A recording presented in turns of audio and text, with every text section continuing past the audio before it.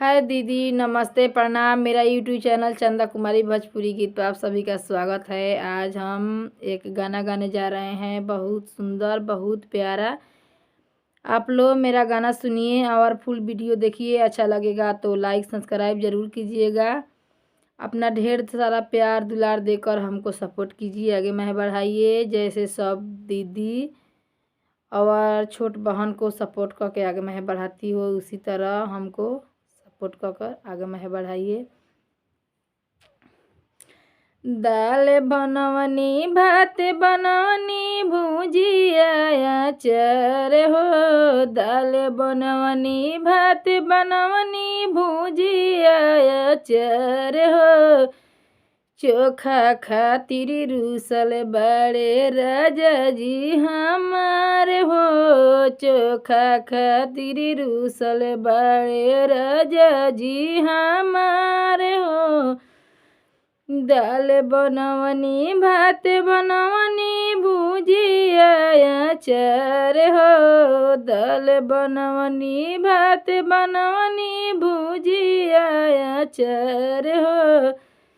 चोखा खातिर रूसल बड़े राजा जी हमार हो। चोखा खातिर रूसल बड़े ए बलमु हमार हो। बेलने बेलने मरले बड़े राजा जी हमार हो। बेलने बेलने मरले बड़े राजा जी हमार हो। चोखा खातिर रूसल बड़े राजा जी हमार हो।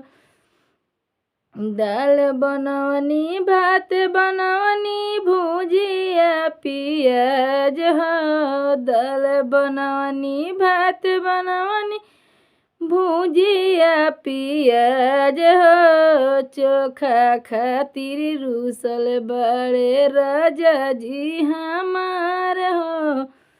चोखा खातिर रूसल बड़े राजा जी हमार हो। दाल बनवनी, भात बनवनी, भुजिया पियाज हो। चटनी खातिर रूसल बड़े राजा जी हमार हो। चटनी खातिर रूसल बड़े राजा जी हमार हो। बेलने बेलने मरले बड़े बलमु हमार हो।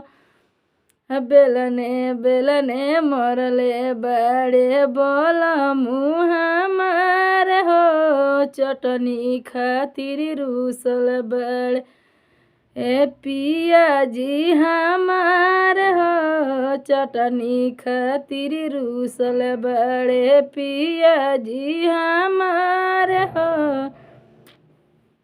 दीदी और भैया आप सभी से हाथ जोड़ के रिक्वेस्ट है, हमारा फुल वीडियो देखिए और फुल सपोर्ट कीजिए।